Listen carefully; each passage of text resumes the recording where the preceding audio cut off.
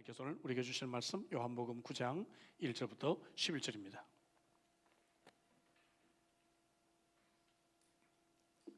신약성경 요한복음 9장 1절부터 11절까지 한 절씩 교독합니다. 1절 먼저 제가 읽습니다. 예수께서 길을 가실 때에 날 때부터 맹인된 사람을 보신지라.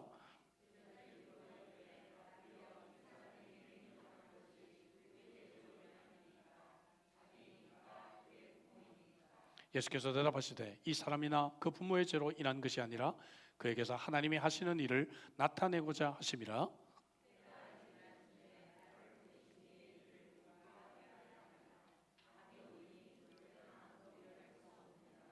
내가 세상에 있는 동안에는 세상의 빛이로다.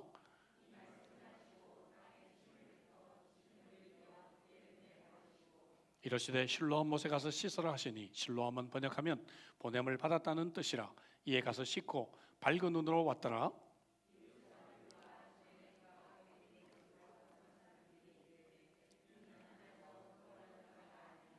어떤 사람은 그 사람이라 하며 어떤 사람은 아니라 그와 비슷하다 하거늘 자기 말은 내가 그러하니.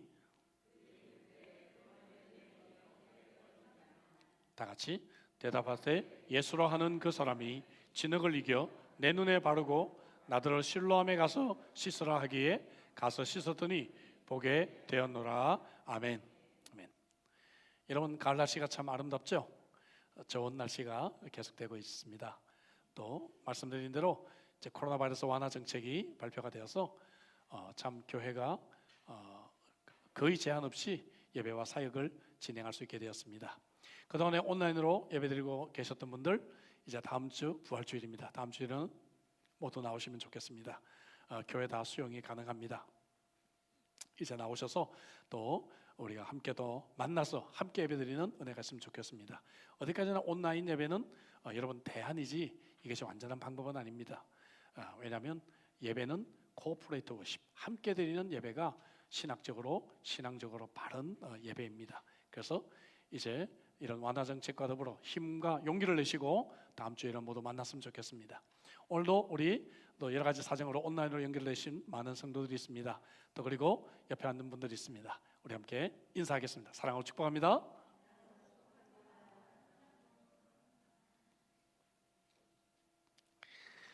몇 년 전에 제가 시력이 좋지 않아서 검사를 받다가 안경사의 권유로 Center for Eye Health라고 하는 곳에 가서 정밀 검사를 받은 적이 있습니다. 오른쪽 눈의 상태가 좋지 않아서 6개월마다 오라고 해서 6개월마다 여러 번 검사를 받다가 마침내 수술을 받는 것이 좋겠다는 권유를 받았습니다. 어떻게 수술을 받아야 되나 고민하는데 마침 한국 갈 기회가 있었고 한국에서 수술을 잘 받고 치료를 받게 되었습니다. 근데 이 Center for Eye Health 이것을 방문하면서 참 감동을 받았습니다. 여러분, 최신식 많은 장비들이 비치가 되어 있고 그리고 약 한 2시간 가까이 참으로 많은 검사들을 하는데 이게 모두 메디케어로 다 공짜예요. 공짜라고 하니까 눈이 확 떠지시는 분들이 계십니다. 메디케어로 다 커버가 돼요. 그래서 어떻게 이것이 가능한가 알고 봤더니 여러분, 시력을 잃으신 분들이 이 시력이 얼마나 중요한지를 뒤늦게 깨닫고 다른 사람들은 좀 일찍 검진을 받고 나처럼 시력을 잃지 않았으면 좋겠다 해서 자기들의 재산을 많이 기부했다고 합니다. 그래서 우리가 메디케어로 이런 검사들을 잘 받을 수 있게 되었다고 그래요. 여러분, 많은 장애가 있지만 그 중에서도 시각장애인들은 가장 심각한 장애인이라고 말을 할 수가 있습니다. 오늘 저와 여러분들이 읽은 요한복음 9장에는 태어날 때부터 맹인이었던 사람, 이 사람이 예수님을 만나서 여러분 고침을 받고 새로운 인생을 살게 된 이야기가 나오고 있습니다. 요한복음에 나오는 6번째 표적입니다. 사실 오늘 이 본문 요한복음 9장에는 성경에서 가장 코믹한 이야기가 가장 참 웃기는 이야기가 등장을 하고 있습니다. 왜냐하면 9장에 나오는 등장인물들 모두가 다 맹인들입니다. 제자들도 맹인이고요, 또 이웃 사람들, 무리들도 다 맹인들이고 바리새인들도 맹인들이고 그리고 심지어 이 맹인의 부모도 맹인입니다. 근데 맹인이 아닌 사람이 딱 한 명이 있는데 그것은 날 때부터 맹인이었던 사람. 이 사람은 오히려 영적으로 맹인이 아니다 하는 것을 보게 됩니다. 그래서 예수님께서는 9장 마지막 쯤에 39절에 이렇게 말씀하시죠. 보지 못하는 자들은 보게 하고 보는 자들은 맹인이 되게 하려 하심이라 말씀하고 있습니다. 말씀 그대로 보지 못하는 자들은 영적으로 보게 됩니다. 또 그리고 본다고 생각하는 사람들은 영적으로 맹인이 되었다는 것을 보게 됩니다. 성경의 감동으로 요한복음을 기록하고 있었던 사도 요한은 9장을 기록하면서 그의 입가에 미소가 흘러 넘쳤을 것 같아요. 심지어는 배꼽을 잡고 웃으면서 9장을 기록했을지 몰라요. 말씀드린 대로 9장에 나오는 많은 사람들, 여러분 본다고 한 이 많은 사람들은 맹인이고, 날 때부터 맹인이었던 이 사람은 오히려 영적으로 볼 수 있었기 때문에 그렇습니다. 보지 못하고 듣지 못하고 말하지도 못했던 삼중고를 겪었던 여러분 헬렌 켈러 아시죠? 세상에서 가장 큰 비극이 무엇이냐는 질문에 그는 이렇게 대답합니다. 나는 처음에는 눈이 멀어서 보지 못하는 것이 가장 큰 비극이라고 생각했습니다. 그러나 조금 더 성장하여 깨닫는 것은 눈을 가지고도 보지 못하는 사람들이 너무나 많다는 사실입니다. 여러분 그렇습니다. 눈을 가지고도 하나님을 바로 알지 못하고 보지 못하고 자기 자신의 인생을 보지 못하고 자신의 미래를 보지 못하는 그러한 영적인 맹인들을 우리는 참 많이 보게 됩니다. 오늘 본문은 2년 전에 제가 설교를 한번 했던 본문입니다. 그때는 제가 이 맹인의 변화된 삶에 초점을 맞춰서 설교를 했습니다. 오늘은 어떻게 하면 우리가 영적으로 눈을 뜰 수 있는지에 초점을 맞춰서 이 말씀을 함께 좀 다른 각도에서 생각해보고 은혜를 받고자 합니다. 우리가 영적으로 볼 수 없도록 방해하는 많은 요소들을 오늘 본문에서 발견하게 됩니다. 동시에 우리는 어떻게 하면 여러분 그런 방해들을 극복하고 영적으로 눈을 떠서 하나님의 뜻과 계획을 깨닫고 진정한 그리스도인으로 살아갈 수 있는지를 본문을 통해서 몇 가지 좀 배우려고 합니다. 첫 번째, 우리가 영적인 맹인으로 만드는 것은 우리의 좁은 사고라는 것을 오늘 본문은 가르쳐주고 있습니다. 우리의 좁은 생각, 우리의 좁은 생각의 틀이 우리로 하여금 영적인 눈을 가로막고 있습니다.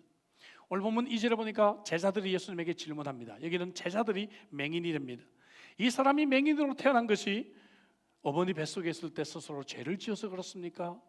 전생에 무슨 업보가 있어서 그렇습니까? 카르마, 업보가 있어서 그렇습니까?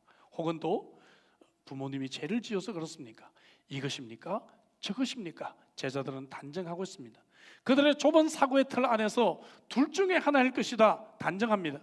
예수님의 대답은 무엇입니까? 3절에 보니까 이 사람이나 그 부모의 죄로 인한 것이 아니라 그에게서 하나님이 하시는 일을 나타내고자 함이라라고 말씀하고 계시죠. 제3의 대답을 하십니다. 하나님이 그의 인생에서 하시고자 하는 일을 보여주시기 위해서 이 사람이 날 때부터 맹인이 되었다는 것입니다. 완전히 새로운 사고예요. 많은 경우 우리는 우리의 좁은 생각 안에 갇혀있기 때문에 하나님을 이해하지 못하고 하나님의 응답을 들을 수가 없습니다. 저는 간증했듯이 매우 불우했던 대학 시절을 보냈습니다. 그러다가 중간에 군대를 가서 이제 군대를 마치고 제대하고 난 뒤에 진로에 대해서 심각하게 고민했습니다. 내가 이 학교를 졸업을 해서 그러면은 교직 과목을 이수해서 교사가 되어야 할 것인가? 아니면 영어를 좀 열심히 해서 언론사에 한번 도전을 해봐야 할 것인가? 근데 문제는 복학하기가 너무너무 싫었습니다. 다시 입시에 도전하고 싶은 그런 꿈이 저에게 있었습니다. 이 두 가지 길에서 너무 고민하다가 더 이상 미루지 못하고 선택을 해야만 하는 그 순간이 다가오자 저는 일주일 동안 기도원에 가서 하나님 앞에 기도하게 되었어요. 그때 하나님께서는 그토록 제가 거부했던 목회의 길을 갈 수 있도록 마음을 열어주신 것이죠. 우리는 이거 아니면 저거라고 생각합니다. 그러나 하나님은 전혀 새로운 그러한 세계들을 우리에게 주실 때가 많이 있습니다. 우리의 좁은 사고에 갇혀서 영적으로 보지 못할 때가 얼마나 많이 있나요? 결혼을 해야 할 것인가? 아니면 외롭게 혼자 싱글로 살아야 할 것인가? 그런데 하나님은 싱글의 라이프가 외롭지 않도록 선교사로 선교지에 가서 많은 영적인 가족들과 함께 살아가는 길을 하나님은 우리에게 주실 수도 있는 것입니다. 특별히 바리새인들은 이런 좁은 사고의 대표적인 사람들이었습니다. 어느 날 동전을 가지고 와서 예수님에게 묻습니다. 예수님, 이거 하나님께 드려야 됩니까? 가이사의 로마 황제에게 드려야 됩니까? 이거 아니면 저것입니까? 자기들의 좁은 틀 안에서 여러분 생각합니다. 예수님의 대답은 무엇이에요? 하나님의 것은 하나님에게, 황제의 것은 황제에게. 그들의 생각과 그들의 차원과 전혀 다른 대답을 주님은 그들에게 주셨던 것입니다. 어느 날 어떤 여인을 데려와서 예수님에게 묻습니다. 이 여자가 이 땅에서 결혼을 많이 했는데 그럼 천국에 가면 누구의 아내가 됩니까? 그들의 사고 속에서는 그런 생각밖에 할 수가 없어요. 예수님이 뭐라고 하십니까? 천국에는 시집가고 장가가는 것이 없거든 말씀하십니다. 자기 좁은 틀 안에 있는 사람은 하나님의 이 세계들을 이해할 수가 없는 것이죠. 그럼 우리가 어떻게 영적인 눈을 뜰 수 있습니까? 그것은 평범한 순종이 우리에게 필요합니다. 여러분, 예수님께서 이 맹인에게 눈에 무엇인가를 바르고 명령을 합니다. 7절에 보니까 실로암 못에 가서 씻으라 그 말이죠. 이에 가서 씻고 밝은 눈으로 왔더라. 이 맹인이 육신의 눈을 뜨기 위해서 한 일은 무엇인가? 실로암 못까지 그냥 걸어가서 씻는 것밖에 없습니다. 마침내 그는 실로암의 물이 아닌 영원한 생수이신 예수님을 만나고 완전히 영적인 눈을 뜨게 되는 것이죠. 이 맹인은 예수님에 대해서 많은 지식을 가지고 있지 못했습니다. 율법을 많이 공부하지 못했을 것입니다. 여러분, 똑똑한 사람들은 자기들 나름대로 어떤 틀을 가지고 인생을 살고 있습니다. 그러나 이 맹인은 아마 그러지 않았기 때문에 평범하고 단순한 순종을 했을 것입니다. 실로암 못으로 가라니까 갔고 씻으라 했으니까 씻게 되었겠죠. 하나님은 우리가 영적인 눈을 뜰 수 있도록 어떤 특별한 체험을 원하지 않습니다. 부담스러운 헌신이나 혹은 대가를 하나님이 원하시지 않습니다. 매우 일상적인 삶에서 쉽게 순종할 수 있도록 우리를 부르십니다. 우리가 지금까지 살펴본 표적들을 한번 생각해 볼까요? 가나의 혼인잔치에서 어떻게 물이 변하여 포도주가 되었습니까? 예수님이 하신 일은 항아리에 물을 채우라. 여러분, 어렵습니까? 이제 물을 갖다 줘라. 어려운 것입니까? 매우 일상적이고 매우 단순한 것입니다. 이것을 순종할 때 여러분, 기적이 일어났습니다. 오병이의 기적도 마찬가지죠. 제자들에게 무엇을 말했습니까? 사람들을 줄지에 앉혀라. 어렵습니까? 그들에게 자, 이 떡을 이제 갖다 나눠줘. 어려운 것입니까? 매우 일상적이고 쉬운 이러한 순종을 통해 여러분, 이 기적이 일어났다는 것을 보게 되는 것이죠. 구약의 사건들도 마찬가지입니다. 모세에게 기적을 보여주실 때 내 지팡이를 나일강에 한번 내밀어라. 나일강이 여러분 피가 되는 것입니다. 여호수아가 여리고 성을 무너뜨릴 때 어떻게 무너뜨립니까? 여리고 성을 돌아라.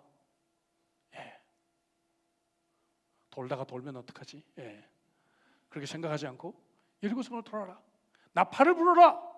아니, 총 가지고도 안 될 텐데 나팔을 불어서 될까? 함성을 질러라. 함성을 지르면 우리 위치가 다 여러분 탄로가 나는데, 그럼 성에서 우리를 겨냥해서 화살을 쏠 수 있는데, 여러분 우리의 좁은 생각으로 판단하니까 여러분 순종이 안 되는 것이죠. 그렇게 하면 안 될 것 같은 것입니다. 물을 그냥 갖다 주면 포도주가 안 될 것 같은 것이죠. 우리의 좁은 사고로는 여러분 하나님의 세계들을 이해할 수가 없다는 것입니다. 우리는 늘 이거 아니면 저거지, 뭐 다른 방법이 없지, 우리를 스스로 가둬버립니다. 이런 상상을 한번 해보십시다. 여러분, 복음서에 예수님이 맹인을 고친 사건이 5번 정도 나와요. 근데 5명이 함께 모여서 얘기한다고 생각해 보세요.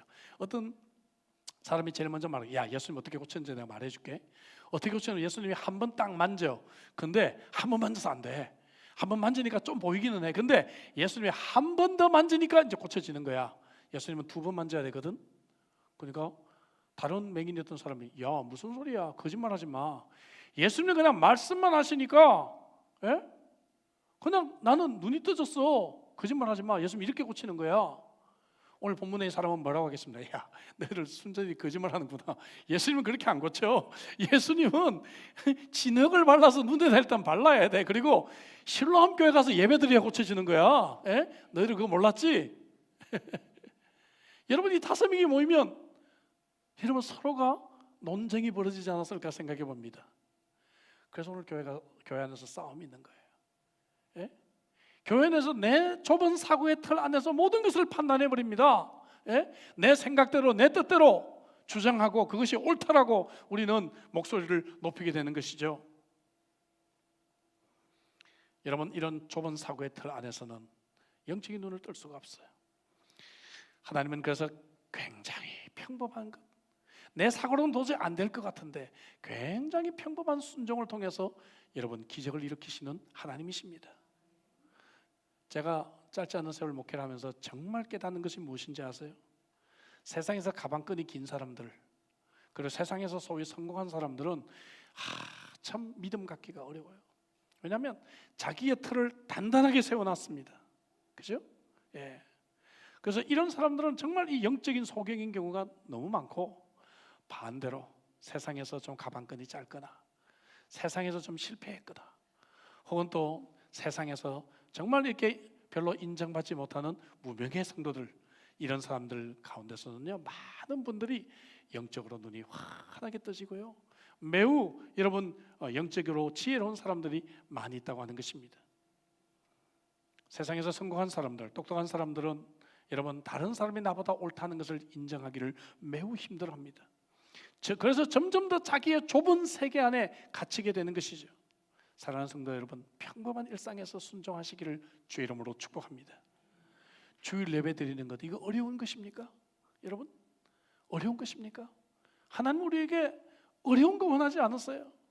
1년에 두세 번 여러분 특별 새벽 기도에 나오는 거, 이게 그렇게 어려운 일입니까? 예? 예. 비행기 타러 갈 때는 새벽에 잘만 일어나더라고요, 보니까. 예. 이게 그렇게 어려운 일입니까, 여러분? 예. 하루에 잠시 시간을 내서 말씀 묵상하는 거, 이게 그렇게 어려운 여러분 명령입니까? 하루에 가족들하고 혼자라도 기도 시간을 잠깐 갖는 것, 이게 그렇게 여러분 어려운 일입니까? 이런 단순한 순종, 내가 소속된 교회를 위해서 작은 봉사하는 것, 이게 그렇게 힘들고 어려운 일이란 말입니까? 여러분, 이 작은 단순한 순종을 통해서 우리의 영적인 눈이 떠지는 줄로 믿습니다. 내 좁은 사고를 깨우십시오. 그리고 삶 속에서 평범한 순종으로 나가시기를 주의 이름으로 축복합니다. 두 번째, 우리가 영적으로 눈을 뜨는 것을 방해하는 것은 의심입니다. 의심. 자, 여기서 우리는 두 번째 영적 맹인들을 만나게 됩니다. 이 사람들은 이웃 사람들입니다. 그냥 무리들입니다.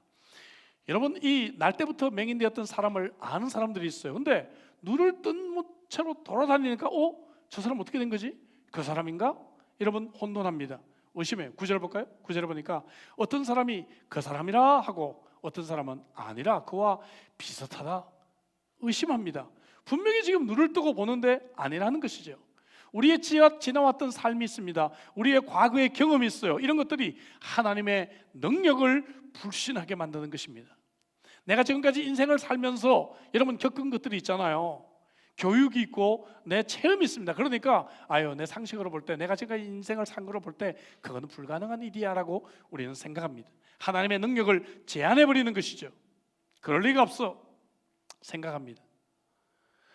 요한복음 9장을 읽어보면 참 많은 질문들이 나와요.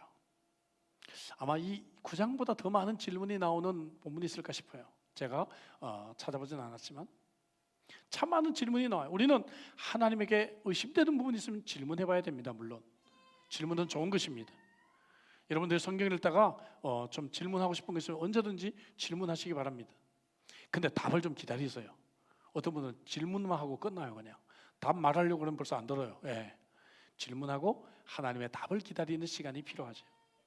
근데 어떤 질문들은 여러분 정말 하나님의 이 진리를 깨닫기 위해 질문하는 것이 아니라 논쟁하기 위해서, 가십하기 위해서, 뭔가 약점을 잡기 위해서 질문한다는 것이죠.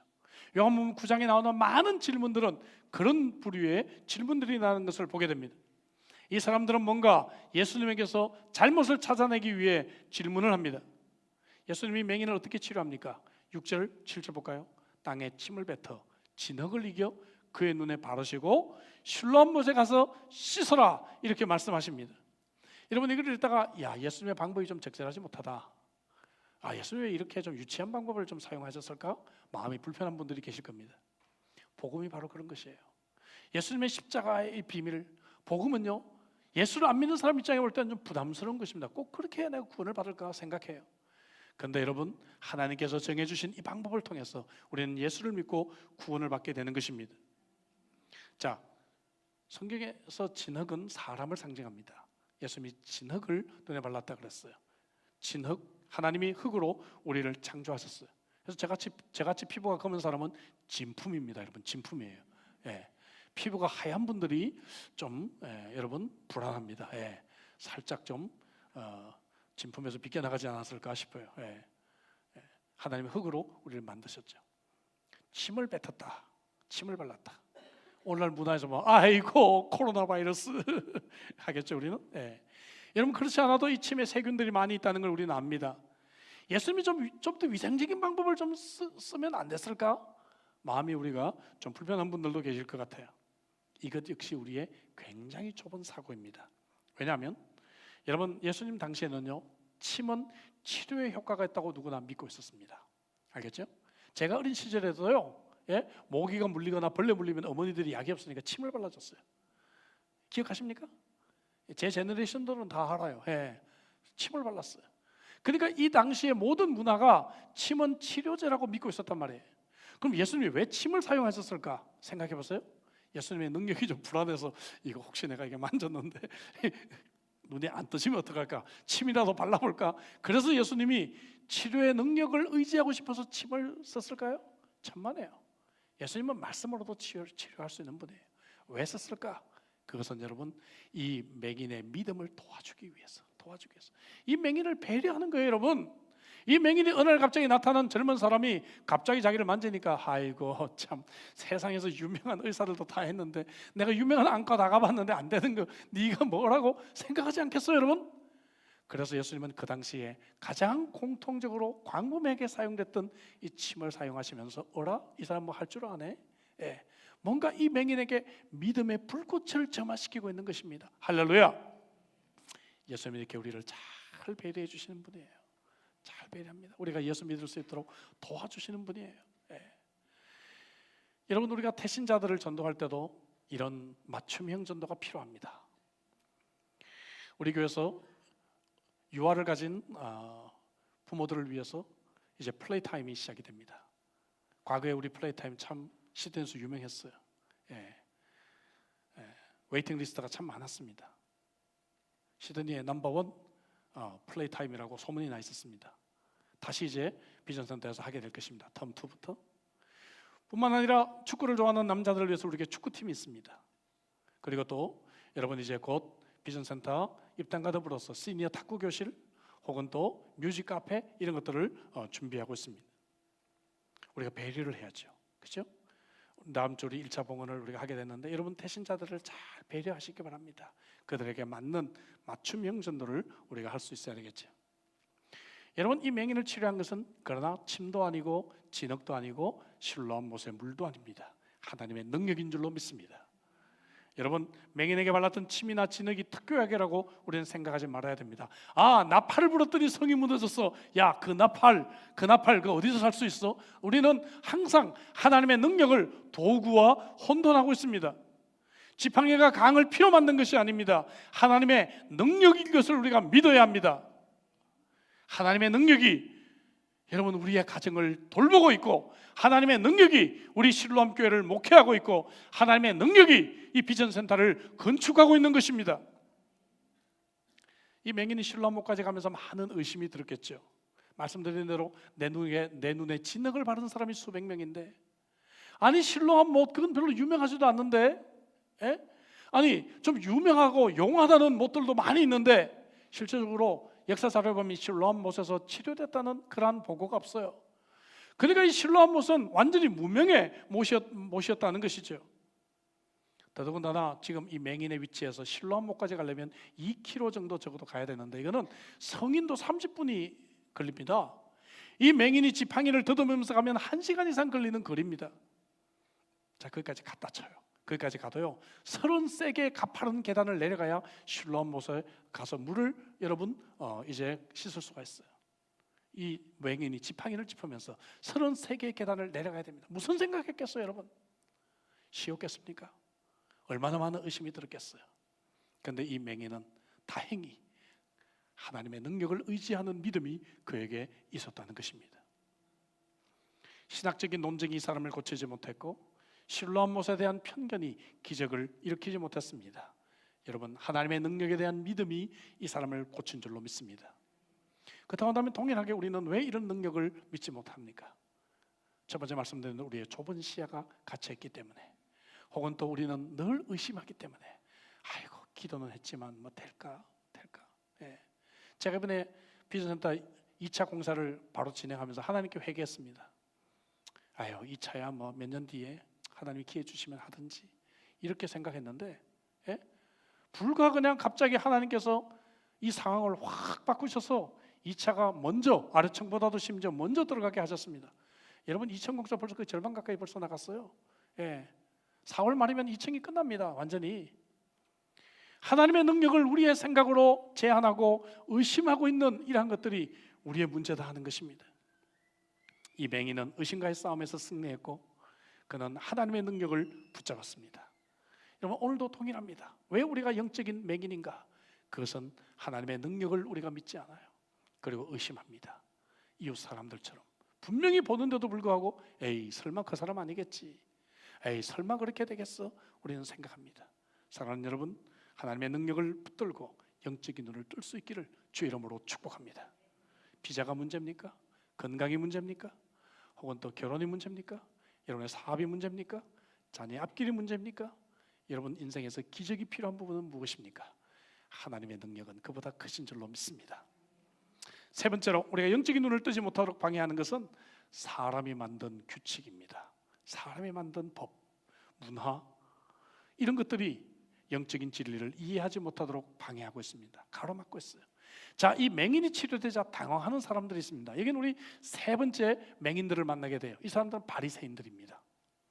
이 사람들은 기득권이 있었기 때문에 예수님이 자기들보다 인기가 더 높아지니까 당황하기 시작하는 거예요. 그래서 뭔가 문제점을 찾아야 되는데 찾아보니까 찾아냈어요. 그죠? 그건 뭡니까? 그거는 예수님이 안식일에 일을 했다는 거예요. 네티즌 수사대들의 도움을 받지 않아도 쉽게 찾아냈습니다. 안식일의 규정을 어겼다는 것입니다. 당시 율법에 의하면요, 침을 바위에 뱉으면 안식일을 어긴 게 아니에요. 왜냐하면 nothing happened, 아무도 안 일어나니까. 근데 땅에 뱉으면 진흙이 만들어지는 거예요, 여러분. 그렇죠?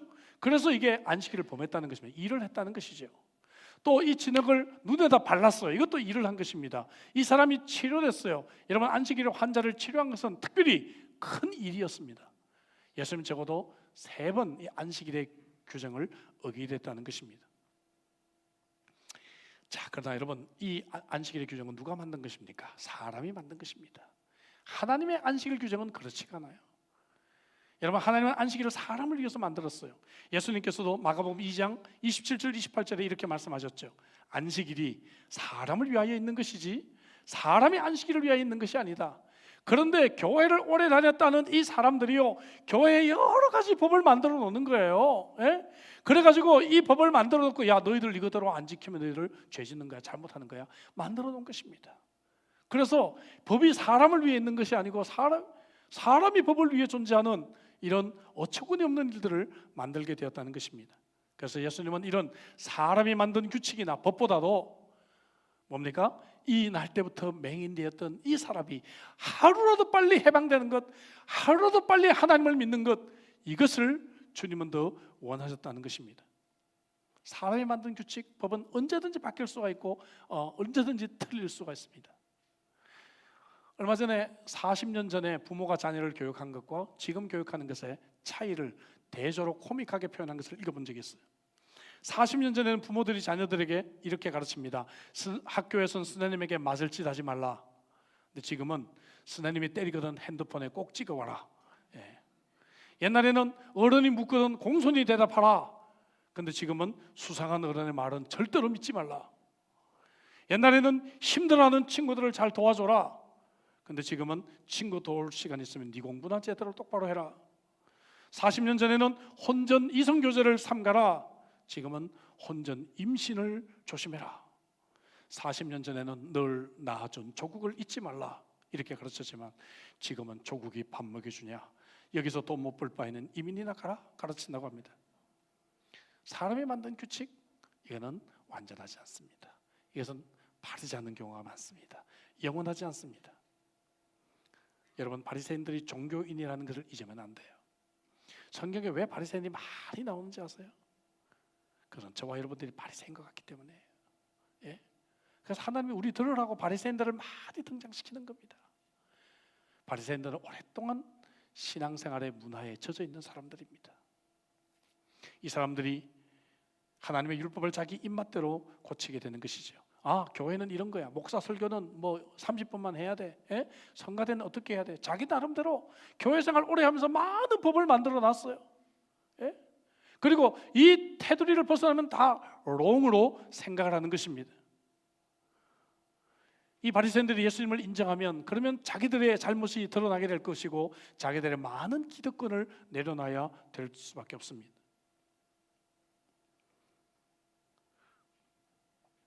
우리는 사람이 만든 것들이 정말 하나님의 뜻인가?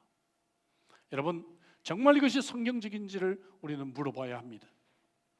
바울은요, 예수님을 알기 전에는 그는 사람이 만든 제도에서 가장 모범생이었습니다. 가장 1등을 했던 사람이에요. 사람이 만든 제도 속에서 그는요, 최고의 학문을 했고 그 제도 속에서 가장 열심히 있는 사람이었습니다. 그래서 예수 믿는 사람을 핍박하고 잡으러 갔던 그런 사람이죠. 그러나 예수님을 만나고 난 뒤에 그는 지금까지 쌓아올렸던 사람의 문화와 사람의 제도 속에서 그가 성취했던 모든 것들을 배설물처럼 버리겠다, 그가 그렇게 고백합니다. 빌립보서 3장 7절 8절입니다. 그러나 무엇이든지 내게 유익하는 것을 내가 그리스도를 위하여 다 해로 여길 뿐더러 8절에 또한 모든 것을 해로 여기면 내 주 그리스도 예수를 아는 지식이 가장 고상하기 때문이라.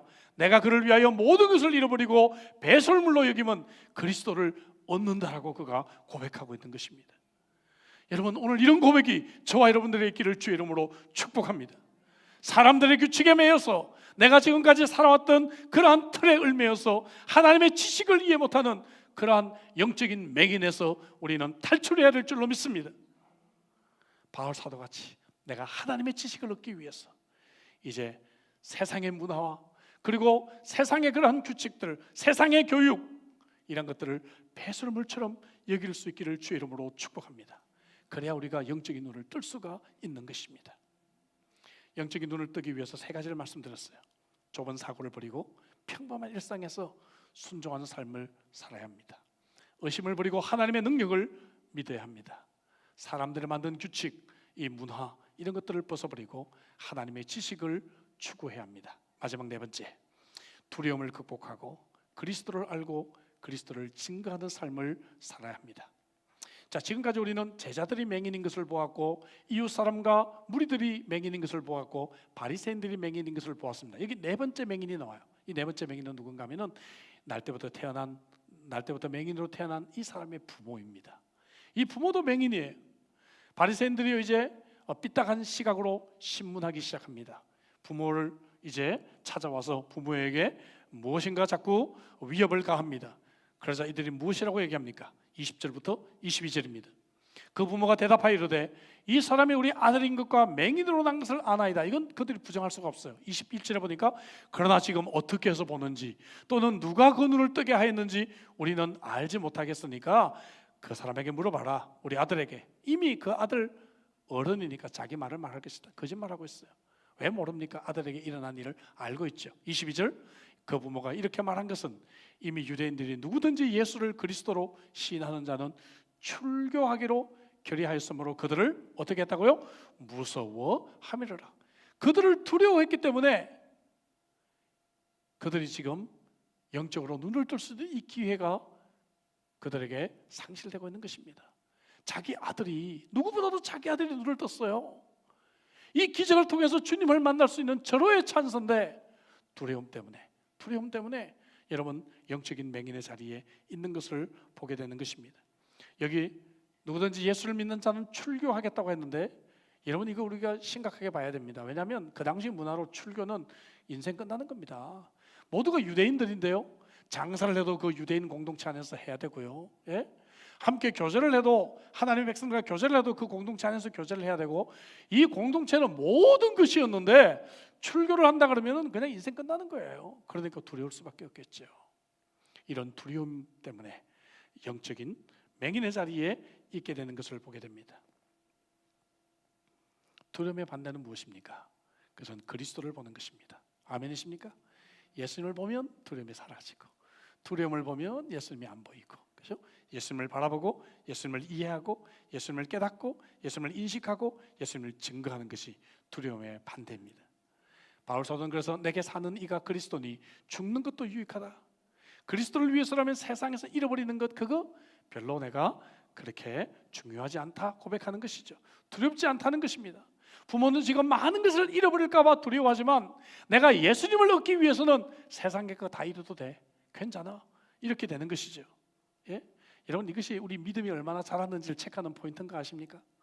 우리 믿음이 얼마나 자랐는지 아는 체크 포인트는 뭔가 하면요, 세상의 것들, 그렇게 집착했던 것들이 별로 그렇게 안 중요하게 느껴져요. 예? 이 한국에서 뜨는 이 드라마 이거 안 보면 안 될 것 같았는데 이제 안 봐도 될 것 같아요. 그렇지 않습니까? 예, 남들이 드는 가방 나도 안 들면 정말 세상 무너지는 줄 아는데 그 가방 안 들어도 이제 되는 것 같아요. 내려놓기 시작합니다. 세상의 집착들이 점점 별로 가치를 못 느껴요. 그리고 하나님의 영적인 가치들이 더 중요하게 느껴져요. 할렐루야. 이것이 믿음이 자라는 것이에요. 1년에 한국 안 가면 죽는 줄 알았잖아요. 예? 1년에 한국 안 가면 세상 무너지는 줄 알았는데 코로나 바이러스 때문에 1년 동안 한국 안 가도 사라지더라 깨닫게 됩니다. 예? 사라지더라. 그러니까 어때요? 예. 뭐 한국 뭐 다음에 기회 생기면 가지 뭐. 그래서 한국 가려고 모아놓던 가족 여행비를 비즈센터 건축 헌금에 드리자. 예? 예. 예. 웃기만 하고 하면은 아무도 안 하시네. 모아놨다 한국 가서 2배로 써야지. 아직 믿음이 안 자라는 거죠, 그죠? 믿음이 자라는 사람은 그거보다도 더 영적으로 중요한 일에 더 가치를 더 깨닫는 사람이다 하는 것입니다. 여러분 아멘이십니까? 이게 믿음이 자라는 거예요. 원래 맹인이었던 사람에게 나타난 변화가 있어요. 바리새인이요, 이 맹인에게 2번 신문을 하는데 첫 번째 신문했을 때는 바리새인이 이 커뮤니케이션을 주도합니다. 근데 자 이제 2번째 만났을 때는요, 이 맹인이 커뮤니케이션을 주도해요. 놀랍습니다. 예? 그래서 9장을 좀 여러분들이 좀 자세하게 묵상해 보면요, 매우 흥미로워요. 예? 여러분 이 말 잘하는 바리새인들을요, 이 날 때부터 맹인이 됐던 사람이 완전히 휘어잡아요. 휘어잡아서 이 대화를 막 이끌어가고 있습니다. 24절 25절 한번 볼까요? 2번째 불러 너는 하나님께 영광을 돌리라. 우리는 이 사람이 죄인인 줄 알아. 무슨 말인가 하면 야 너 지금 하나님 앞에 서운해. 예수는 죄인이라고 말해. 이렇게 지금 강요하고 있는 것입니다. 여러분 하나님께 영광을 돌리라, 이 말은 원어적으로 하나님 앞에 맹세하라고 말해요.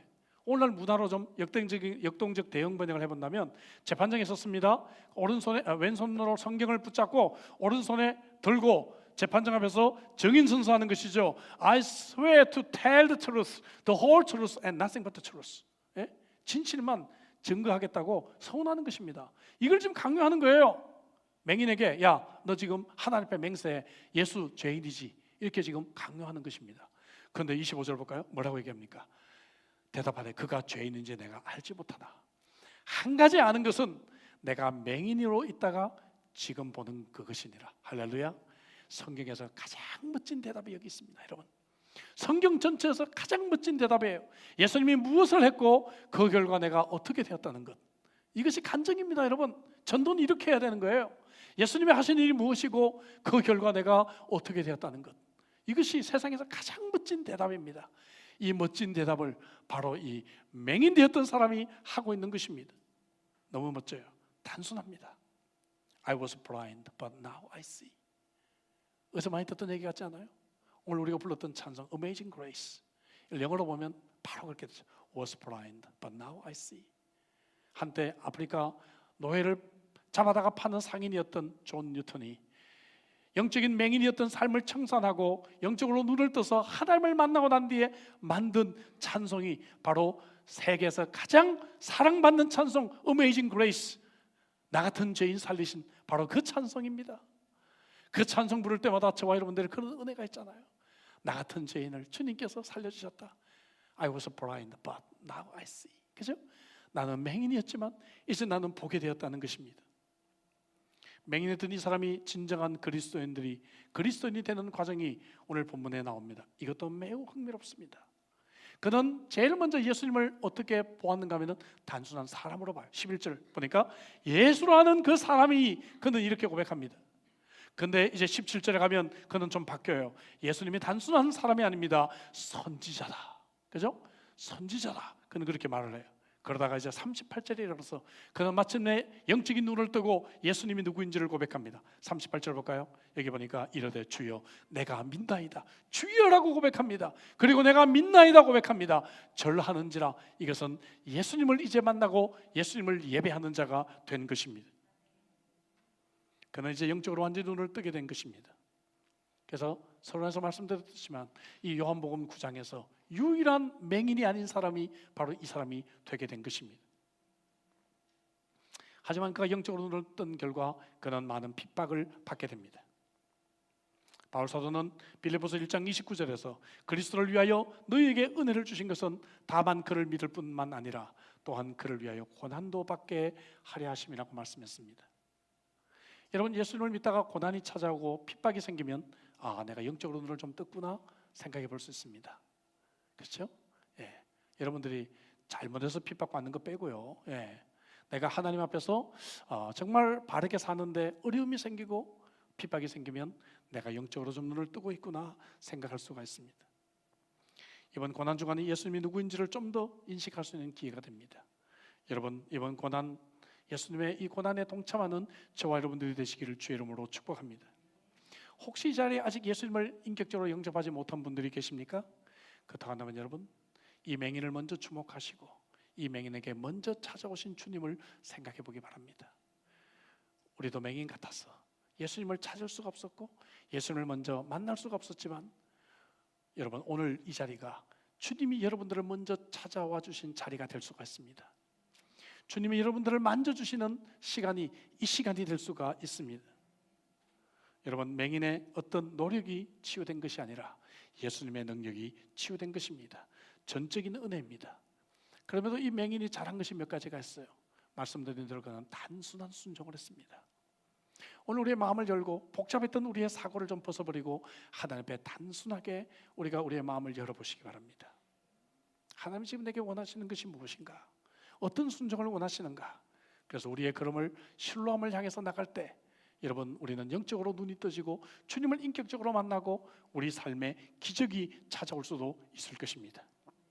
또 한 가지 그가 잘한 것은 예수님이 자기에게 어떤 일을 했는지 그를 다른 사람에게 그대로 사실대로 증거했다고 하는 것입니다.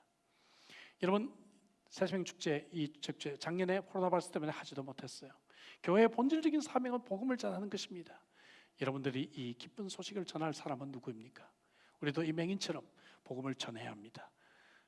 내가 어떤 인생이었는데 주님이 내 인생에 어떤 일을 해주셨고 그리고 그 결과 내가 지금 어떤 인생을 살아가는지를 그들에게 증거합시다. 사랑하는 성도 여러분, 영적으로 우리는 눈을 떠야 합니다. 진정한 그리스도인이 되시기를 주의 이름으로 축복합니다. 오늘이 바로 여러분들이 영적으로 눈을 뜨는 축복된 날이 되시기를 주의 이름으로 축복합니다. 기도하시겠습니다. 주신 말씀 가지고 우리 한번 기도하도록 하죠. 그렇습니다. 오늘 이 본문은 많은 맹인들을 우리에게 보여주고 있습니다. 그 이유는 저와 여러분들이 또한 그와 같은 자들일 수 있기 때문이죠. 예수님을 3년이나 따라다녔던 제자들도 맹인입니다. 이겁니까 저겁니까? 자기들의 사고의 틀에 갇혀서 이거 아니면 저거라고 생각합니다. 그렇지 않아요? 하나님에게는 방법이 수만 가지 수억 가지가 있습니다. 왜 하나님을 내 틀에 가둬야만 합니까 여러분? 그렇지 않습니다. 의심합니까? 하나님의 능력을 의심합니까? 침을 바른 것이 기분이 안 좋습니까?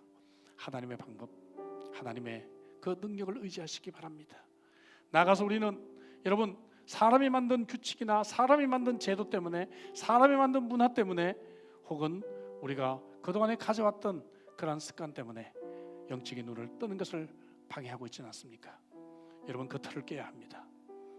마지막으로 여러분, 우리는 무엇보다도 무엇을 잃을까, 세상에서 무엇을 손해볼까 두려워하면 영적으로 눈을 뜰 수가 없어요. 여러분, 세상의 그것 다 사라집니다. 집착 우리 벗어버리고 이 시간에 영적인 눈을 뜰 수 있도록 우리 한번 간절하게, 우리 한번 통성으로 우리 기도하겠습니다. 기도하시겠습니다.